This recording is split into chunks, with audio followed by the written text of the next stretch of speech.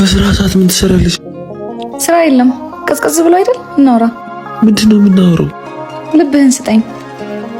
ብዙ ሴቶችን አግኝቼ አውቃለሁ፣ ግን አንቺን ሳገኝ እንደሚሰማኝ ተሰምቶኝ አያውቅም። ስለዚህም ልቤን እንዳትሰብሪ፣ ብቻዬን ሆኜ እንዳለቅስ እንዳታደርጊ እባክሽ። ልቤን ጠብቂው። ጠንካራ ልብ አይሰበርም። እኔ ለፍቅር እስስ ነኝ።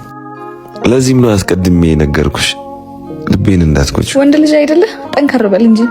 ወንድነት ብቻውን እኮ ባድነትን አይሞላው፣ ከማልቀስ አይታደገንም። ምን ልበል አሁን እነዚህ መሀል ገብቼ በእናት ወንድነት ብቻውን በቂ ቢሆን ሴት ለምን ተፈጠረች? ለማገዝ እኮ